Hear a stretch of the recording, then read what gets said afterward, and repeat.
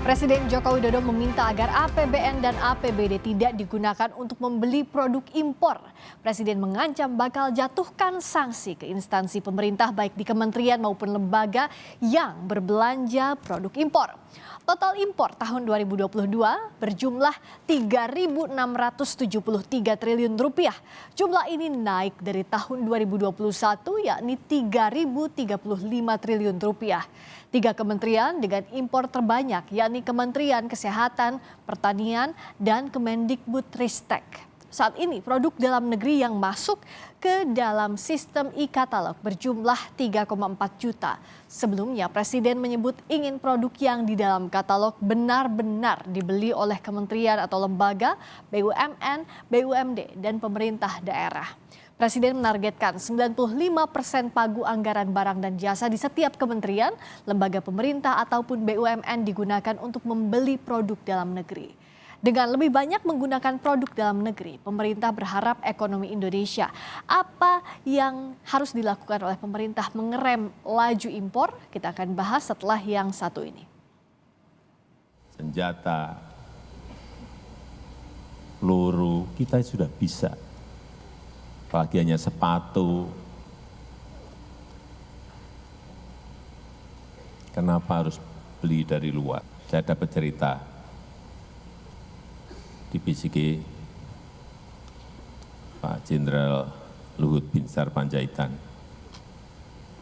Pak Presiden, saya sejak jadi tentara sampai pensiun dan sekarang jadi menteri, penyedia barangnya kok masih sama. Presiden Joko Widodo geram saat mendengar bahwa masih banyak produk impor yang digunakan di dalam negeri oleh instansi baik pusat dan daerah. Menurut Jokowi, keperluan prajurit baik pakaian, makanan, bahkan sepatu prajurit bisa dibuat sendiri, bukan impor.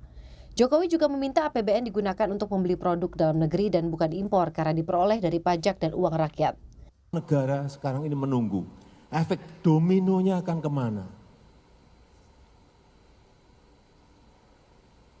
Oleh sebab itu kita hati-hati. Saya sudah mengingatkan kita semuanya berkali-kali. APBN itu uangnya, penerimaan APBN, pendapatan di APBN itu didapatkan dari pajak dari rakyat. Dividen yang kita miliki di BUMN. Royalti dari tambang-tambang yang ada. Penerimaan bukan pajak yang juga kita dapatkan. Dikumpulkan dengan sangat sulit. Tidak mudah. Sehingga terkumpul pendapatan negara itu. Kemudian kita belikan produk impor. Kemudian kita belikan produk buatan luar negeri. Benar. Benar. Benar. Inilah yang selalu saya ingatkan. Saya awal-awal itu saya kaget, saya buka. Banyak sekali pembelian produk-produk impor kita. Padahal sumbernya pembelian itu uang APBN. Jokowi juga menyebut dalam waktu 1 tahun lebih, jumlah produk dalam negeri yang tercatat di sistem e-katalog melonjak drastis dari 50.000 kini mencapai 3,4 juta produk. Presiden menegaskan produk dalam negeri yang masuk ke e-katalog jangan hanya dilihat, tapi dibeli. Saya ingat, saya masuk dulu hanya 50.000 produk yang masuk ke e-katalog.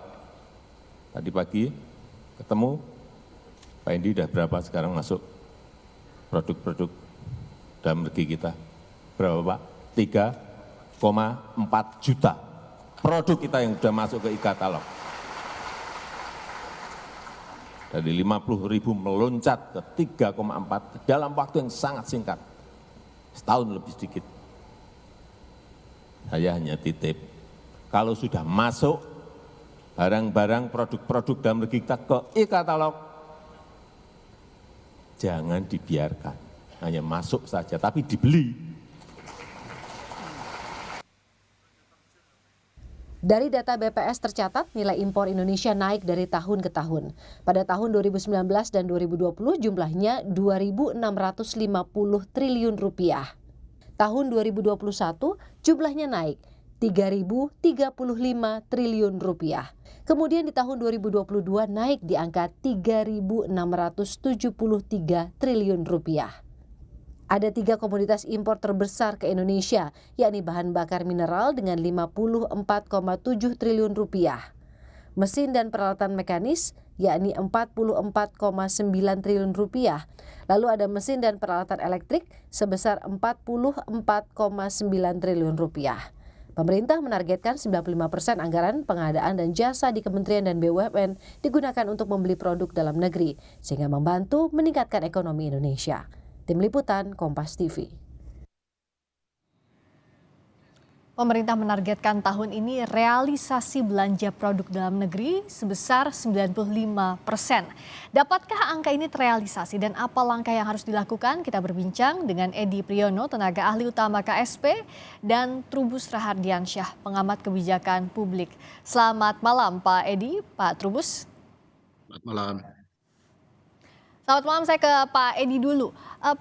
Ini sebenarnya sebelum Pak Jokowi akhirnya menegur secara terbuka, selama ini bagaimana pengawasannya, penggunaan produk dalam negeri dan pembatasan impor di kementerian lembaga, pemerintah pusat dan daerah khususnya? Ini sebenarnya bukan yang pertama ya, dan bukan satu-satunya upaya yang diambil oleh pemerintah khususnya oleh Bapak Presiden ya. Sebelumnya kan kita punya kebijakan TKDN ya, sampai sekarang masih berlaku. Kebijakan TKDN itu pada intinya untuk produk-produk dalam negeri atau kandungan lokalnya cukup besar itu diberikan preferensi harga, jadi diprioritaskan lah gitu ya gampangnya. Nah kemudian juga setelah itu ada kebijakan untuk prioritas belanja barang dan jasa dari pemerintah ya, baik instansi pemerintah di pusat maupun di daerah, kemudian BUMN, BUMD itu dibelanjakan untuk produk dalam negeri. Ya. Itu ada Inpresnya ya, Inpres nomor 2 tahun 2022. Nah kemudian kebijakan berikutnya adalah memasukkan realisasi belanja produk dalam negeri itu sebagai bagian dari penilaian kinerja instansi pemerintah termasuk yang di daerah. Nah yang terakhir yang disampaikan oleh Bapak Presiden itu gongnya ya saya kira. Ya. Jadi untuk memberikan sanksi kalau misalkan masih tidak terlihat adanya kemauan untuk memprioritaskan produk dalam negeri. Jadi ini dalam sebuah rangkaian yang semuanya menunjukkan komitmen besar pemerintah untuk memajukan produk dalam negeri. Nah sekarang bola di tangan teman-teman pengusaha ya, apakah bisa memanfaatkan ini atau tidak. Kita tentu saja pintu sudah kita buka selebar-lebarnya ya dari pemerintah. Kenapa pemerintah? Karena ini kan domainnya otoritas ada di pemerintah. Uang APBN, uang APBD ini kan ya terserah pemerintah dong mau dibelikan kemana, dan nggak berlebihan kalau dibelikan untuk produk dalam negeri seperti disampaikan oleh Bapak Presiden, supaya nilai tambahnya, dampaknya itu dinikmati oleh sebagian besar masyarakat kita. Jadi ini sebagai sebuah rangkaian kebijakan untuk menunjukkan komitmen besar pemerintah untuk mendukung produk dalam negeri. Ini rangkaian kebijakan, tapi pada faktanya masih ada teguran dari Pak Jokowi, bahkan tadi yang terakhir adalah diancam sanksi begitu kalau tidak merealisasikan itu. Pak Trubus melihatnya apa yang jadi kendala sebenarnya? Apakah memang supply-nya tidak sebanding dengan demand atau lebih ke preferensinya belum mau memilih produk dalam negeri jadi prioritas?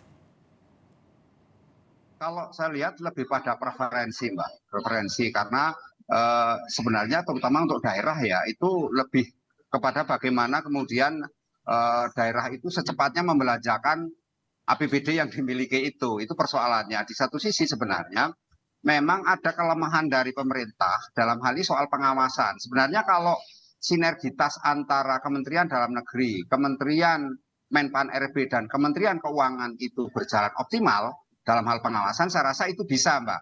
Artinya di situ kan harus selalu memeriksa e-katalog yang dilakukan oleh kepala daerah dalam hal membelanjakan itu. Tapi kalau untuk di tingkat KL, Kementerian Pusat, saya rasa pemberian ini juga akan memberi problem tersendiri di mana kemudian mereka akan buru-buru dengan cepat untuk membelanjakan produk-produk yang sebenarnya ini pengertian produk dalam negeri ini kan masih simpang siur. Karena apa? Karena kalau di publik itu ada produk luar negeri yang memang di dalamnya kemudian distempel dalam negeri gitu. Nah ini juga menjadi catatan. Tapi kalau lihat impornya naik dari tahun ke tahun itu ya menandakan sebenarnya belum efektif itu Mbak.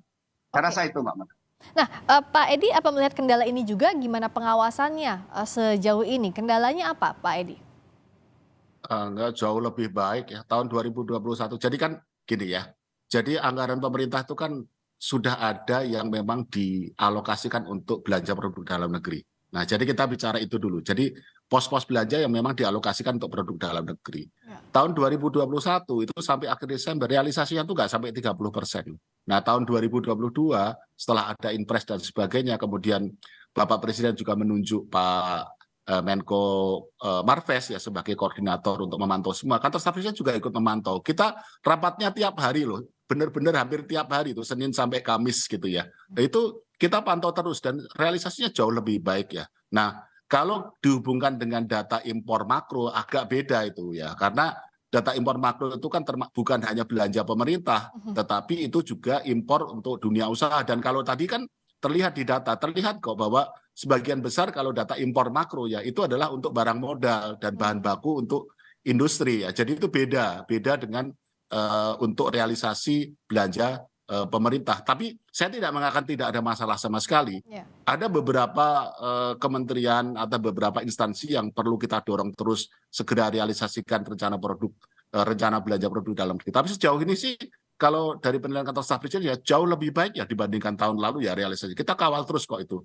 Dan koordinatornya tadi seperti yang kami sampaikan itu Pak Menko Marves dan kantor staf presiden ikut memantau itu tiap hari itu. Di sektor apa sih Pak Edi izin yang masih harus digenjot untuk mengurangi impornya, untuk untuk menambah lagi belanja produk dalam negeri? Nah, kalau yang tadi saya sebut itu sudah bagus, itu adalah realisasi dari alokasi anggaran yang memang dialokasikan untuk produk dalam negeri.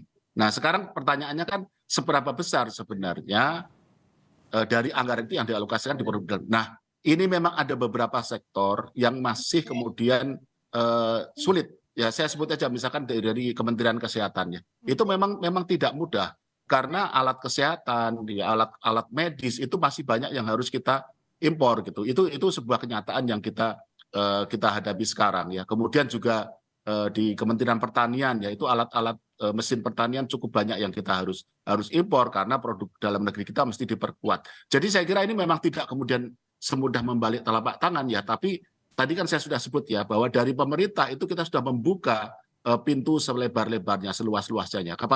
Persoalan berikutnya tantangannya adalah di supply side ya, dari sisi teman-teman pelaku usaha ini gimana memanfaatkan ini. Produknya, kualitasnya juga harus ditingkatkan, harganya juga harus lebih kompetitif dan sebagainya, sehingga tidak ada lagi alasan untuk tidak belanja produk dalam negeri. Nah Pak Trubus, kalau lihat tadi skema yang sudah disusun pemerintah, plannya ABC tadi, apakah sudah bisa mengakomodasi begitu kementerian lembaga, baik itu di pemerintah pusat maupun daerah, ya untuk melakukan apa yang diperintahkan Pak Jokowi, Pak Trubus sederhananya?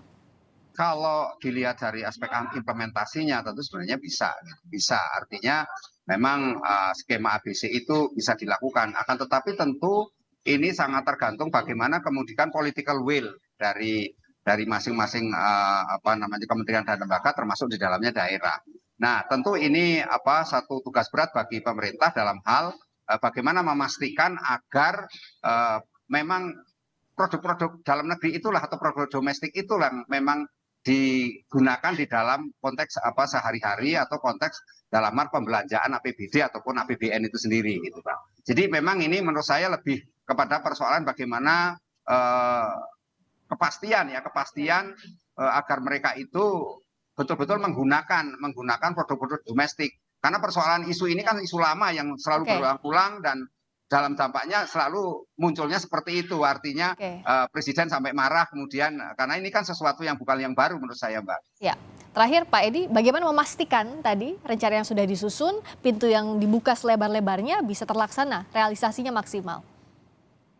Ya, saya kira ini juga satu masalah yang meskipun tidak dengan mudah ya, karena kan bola kan di tangan pelaku usaha ya. Tapi pemerintah bukan diam begitu saja ya. Ini terutama Kementerian Perindustrian itu kita tahu persis terus mendorong kemampuan dari industri dalam negeri untuk memenuhi kebutuhan barang-barang yang selama ini menjadi belanja pemerintah baik melalui instansi pemerintah maupun melalui BUMN gitu ya. Nah, jadi memang peningkatan kapasitas produk dalam negeri ini yang saat ini menjadi tantangan. Memang dalam beberapa kasus Pak Trubus benar ya, ada masalah komitmen juga ya. Tapi dengan adanya berbagai regulasi, berbagai kebijakan yang tadi saya sebutkan dari yang persuasif sampai yang memberikan insentif berupa penilaian ya, kemudian memberikan sanksi, saya kira nanti persoalannya kemudian tinggal di komitmen dan kapasitas dari industri di dalam negeri. Saya kira kalau itu bisa secara bertahap kita pecahkan, saya kira kalau dari kami sih optimistik ya, kita